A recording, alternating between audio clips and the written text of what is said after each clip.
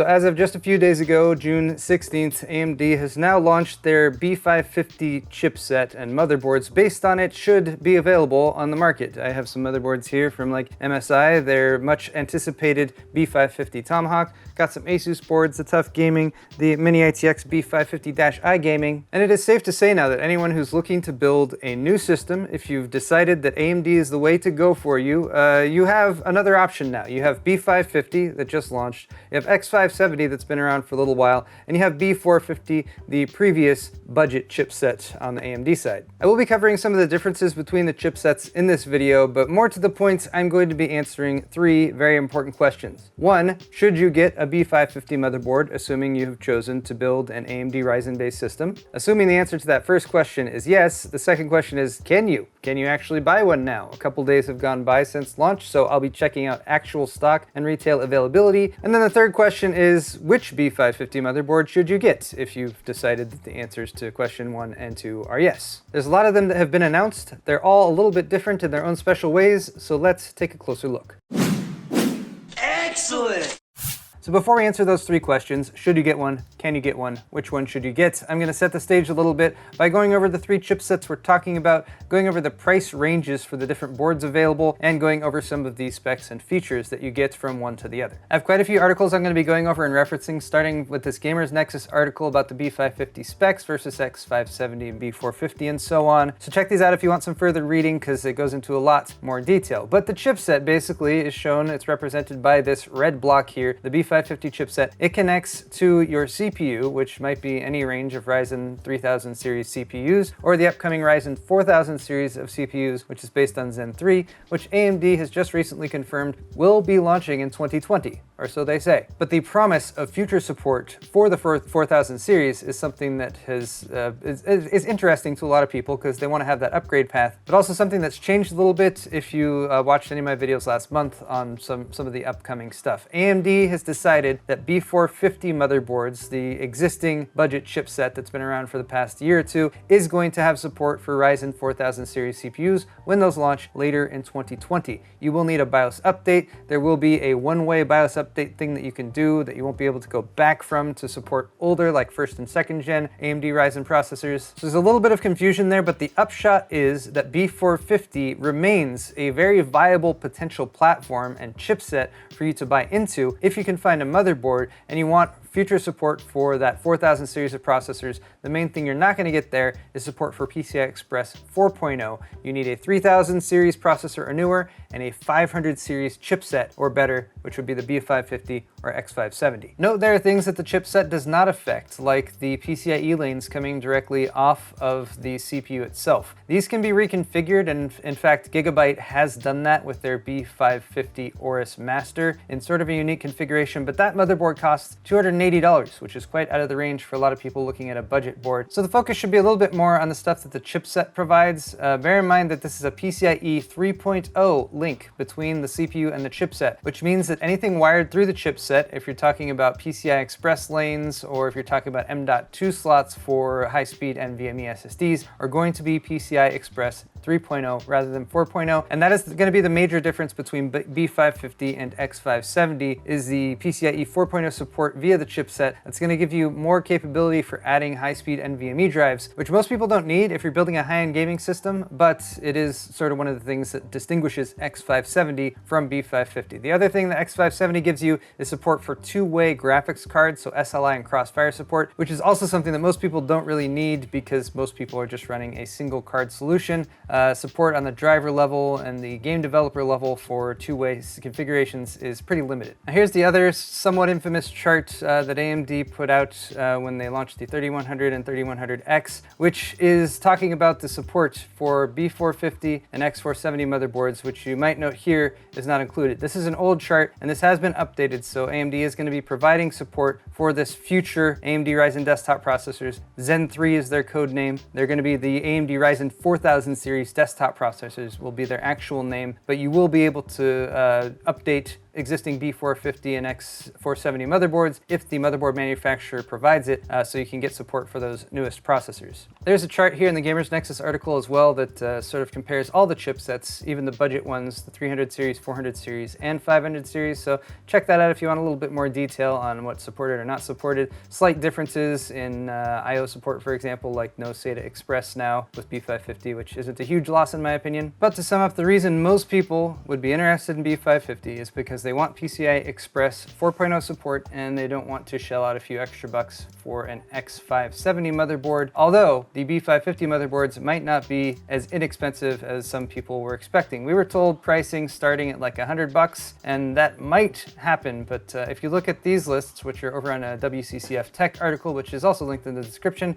you can see here's the Asus lineup, for example, which starts at $135, and that's for a prime micro ATX motherboard. Also bear in mind, and the reason I pulled up this WccfTech article is they're showing the predecessors. So they're showing the B450 variant, which was $80. Now B550 has jumped up $55 to $135. The tough B450 Plus Gaming was $110 for the B450 version. B550 version is $160, and one of their more premium boards like the ROG Strix used to be about $130, and now it's $190. So for that PCIe 4.0 support, you're paying quite a bit of extra money. And again, B450 still supports most of the functional gaming PC stuff that you would need for a gaming PC. So this really introduces the question of like, is it worth it to buy B550 if B450 is still an option? Here's the MSI motherboard pricing list, and here is where we previously have had the B450 Tomahawk or B450 Tomahawk Max, which is usually around $110 to $120. The B550 Tomahawk, which I have right here, is $180, $60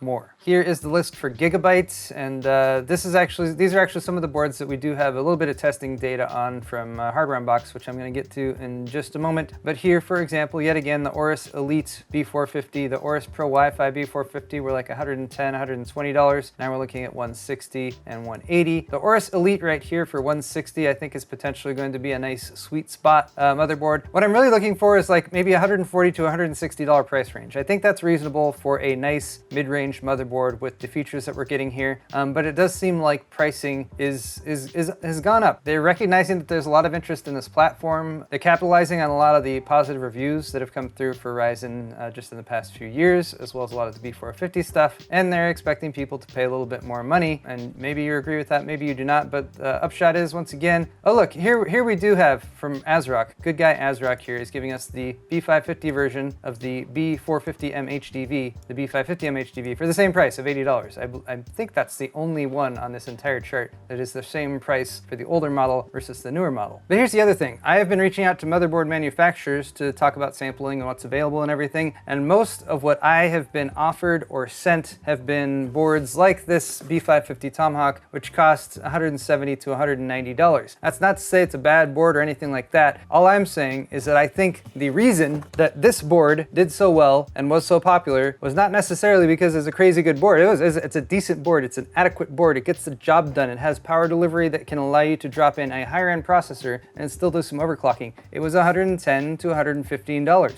that's a great starting price for someone building a system. And when you crank up the base cost of the motherboard, a pretty fundamental component for a build, by $40 to $60, it's going to take your nice looking $700 to $800-ish build and push it more towards $800 or $900. And ultimately you have to ask yourself that question of, is that extra money worth it for PCI Express 4.0, whether or not you'll actually make use of that. Some people are going to be doing stuff with a high-speed NVMe SSD where they're like, yes, absolutely, I will take advantage of that. For other people, if you're not going to be doing any massive file transfers of large files like video or video transcoding or editing or anything that benefits from a really fast storage drive, then that extra money is, I don't want to say wasted, but it's going towards something that you probably won't make use of. And if you have a B450 option that's pretty much the same elsewise, you would probably be able to save some money by going for that. One more article linked in the description is by Ian and Gavin over at Anandtech. This is a full breakdown of AMD's B550 motherboard stack. They have boards from Asus, Gigabyte, MSI, ASRock, and others. They're all individually listed on individual pages, so you can take a look at a specific one if you want, but also a nice bit of overview and introduction to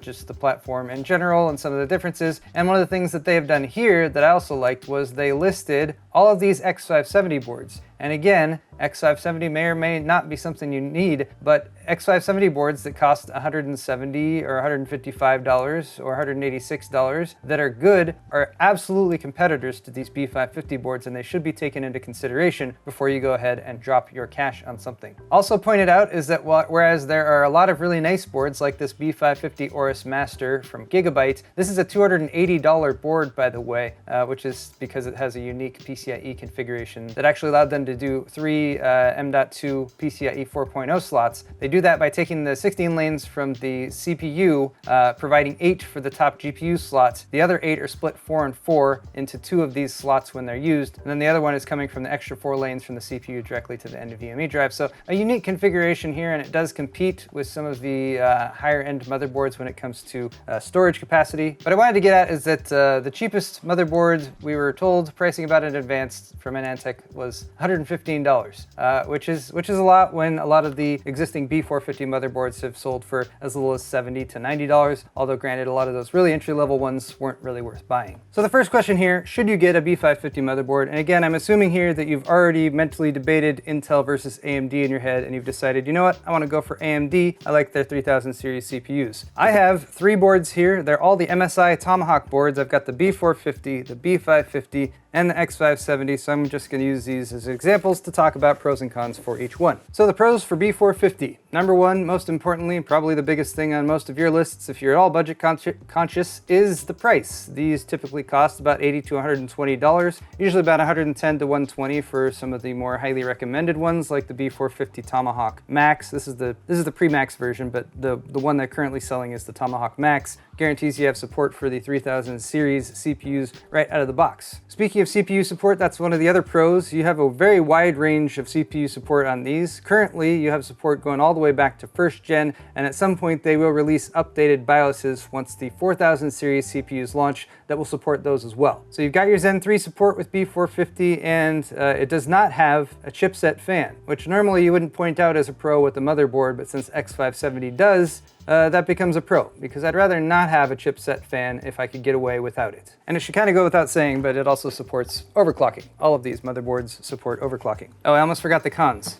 Pros usually go along with cons. The cons for B450 are no PCI Express 4.0 support, and they seem to be more difficult to find. We're going to start looking at stock here in just a moment, but a lot of these boards, especially like these, the really popular ones, aren't anywhere. I've asked the manufacturers if they'll be coming back. They said it's not end of life, but it certainly seems like they're pushing towards having more B550 stock available and less B450 stuff. B550 though, the pros are of course that PCI Express 4.0 support. That's the main reason to get it. Maybe you really need that, and maybe that's really compelling. Maybe you don't need that at all, and so you're like, I don't care. Maybe you don't know whether or not you need it and you just want it because it's one of those newer features and you want to have that forward compatibility. That's okay too. Just keep all of these things in your mind in order to make an educated decision. Also with B550, you have a bunch of new and shiny boards, and in fact with some manufacturers like ASRock, for example, they've taken their Tai Chi, which has previously only been a higher end chipset board, and they've made a B550 variant of it. So some of those new boards with their new designs may be of interest to you. Keep that in mind. Also, no chipset fan, just like B450. One of the benefits of B550, it's a lower TDP.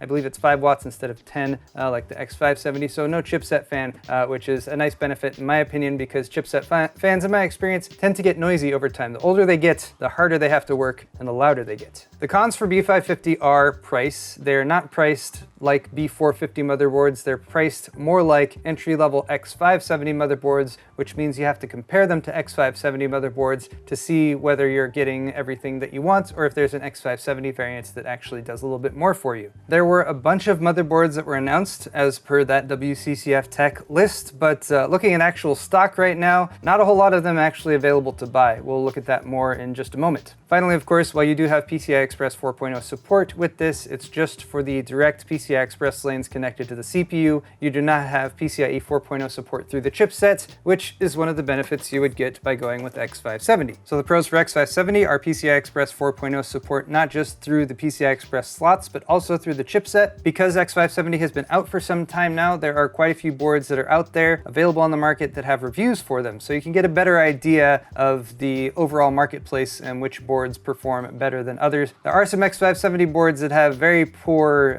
VRM cooling, for example, so keep your eye out on reviews before you go ahead and drop your cash on one. And then of course you do have that two-way GPU support, which I honestly don't think is a very huge deal for the vast majority of people. And then the cons for the X570 are going to be that it is the most expensive of the three, and of course they pretty much all have that chipset fan on them, except I think like the Aorus Master, which is like a $700 board, which you're not going to buy anyway. Let's move on to question 2. That is, let's assume you've been like, Paul, I want B550. All the things you have told me have not dissuaded me at all from my plans, so I'm ready to go and buy one. Let's go ahead and do that. Let's do some shopping. We're over on Newegg looking at motherboards. We're going to drill down to AMD motherboards. We're going to look at AM4. Ooh, I almost forgot this very important thing. Radio button for Newegg. We don't want all sellers because third-party sellers really muddy up the waters when you're trying to look at what's currently available from a reputable reseller, which I think Newegg still is. But look at this. When we're just looking at what Newegg is getting in stock here, B450 is limited. We've only got 29 models available, whereas B550, which literally just launched 2 days ago. Now, if I switch that radio button back to all sellers, and we come back down, suddenly we have 210 B450 motherboards available compared to just the 41 B550 motherboards. This tells us something actually important. It tells us that Newegg, which is I would say, premium retailer of motherboards up there with, I would say Newegg, Amazon, Micro Center, they're probably the major ones that people are buying from. Their inventory of new B450 motherboards is dropping. That number of different models available is less than just the B550 motherboards that are currently out there. So what that kind of indicates to me, and this is a little bit of speculation just to be clear, is that the B450 motherboards are probably going to be less and less available, at least if you're shopping at a place like Newegg, where they are buying direct stock from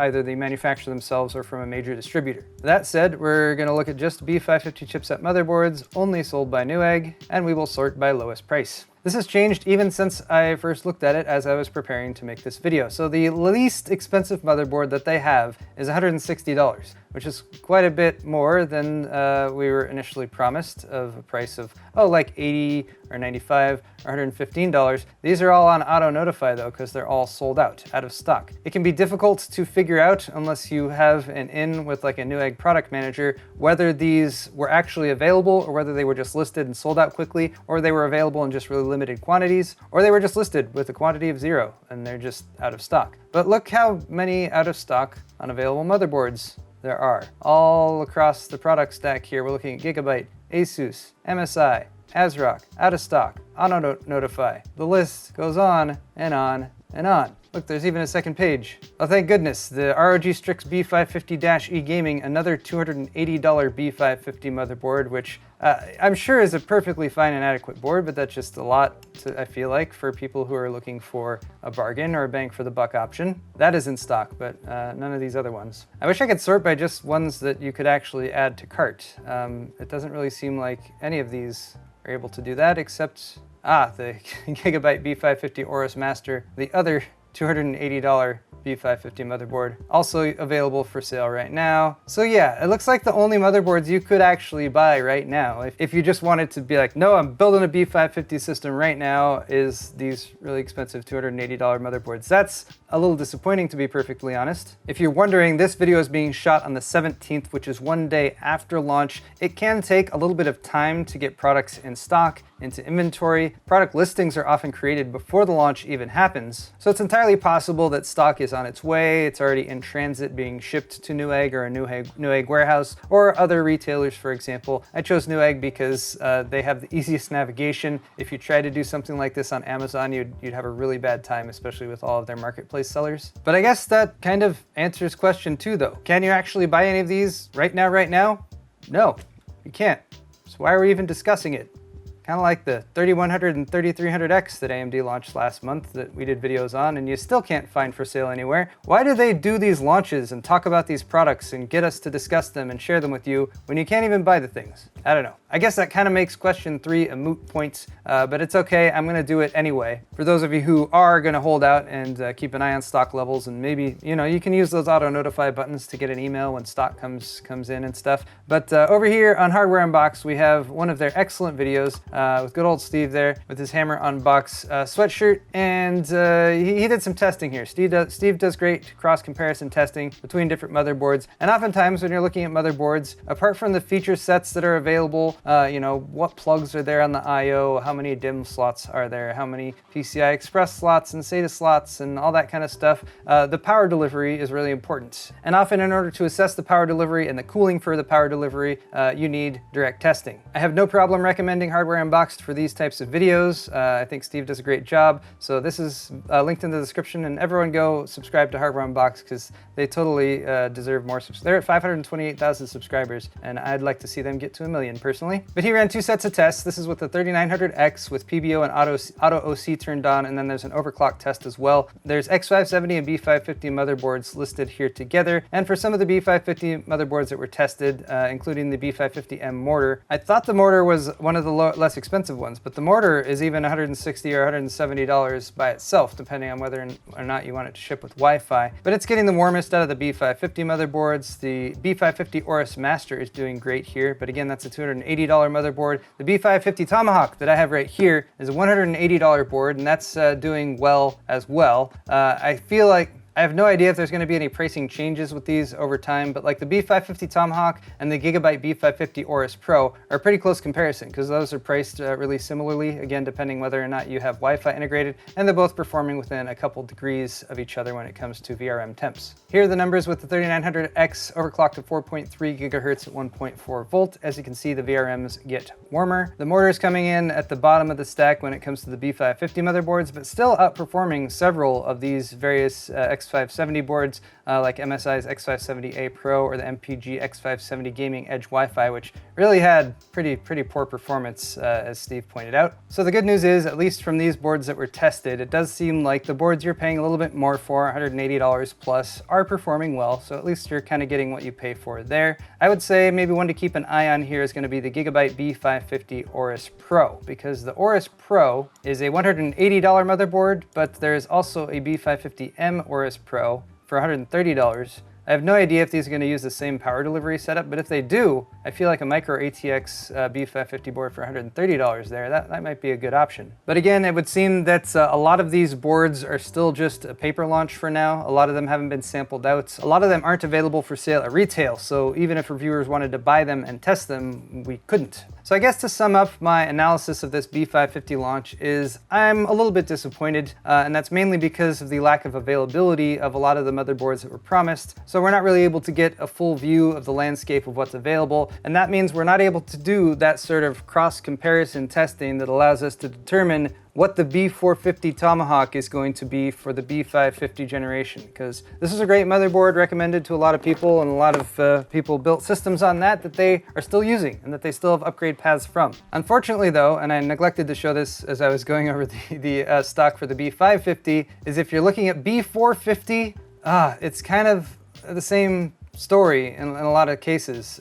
Some of these motherboards are available, but a lot of them are on back order. So you do have perhaps a little bit wider of a range of selection maybe than with the initial B550 launch boards, but it's probably worth waiting a week or so to see if those B550 boards do show up in stock a little bit more, unless you're just not sold on the PCIe 4.0 upgrade and you're like, you know what, I feel like a $115 B450 motherboard would be a better choice for me. But as I continue to scroll, I see lots of auto notifies and again, lots of out of stock notifications. So I really hope this is maybe a temporary lull in availability when it comes to motherboards, maybe part of the transition from the previous generation of boards to the next generation. I wish I had a better recommendation for you guys than to just like wait a little bit longer, but when the thing you want is not available for sale, what can you do other than waiting for it to come back into stock or just waiting for something from the next generation that seems like a more viable option? That's gonna be all for this video though, guys. I hope you've enjoyed it. This is a little bit of a different take take on a new motherboard launch that I've done before for various reasons, but I'd love to hear your feedback in the comment section down below on whether you thought it was useful or if you'd like to see me do this type of content again for the next gen launch, whenever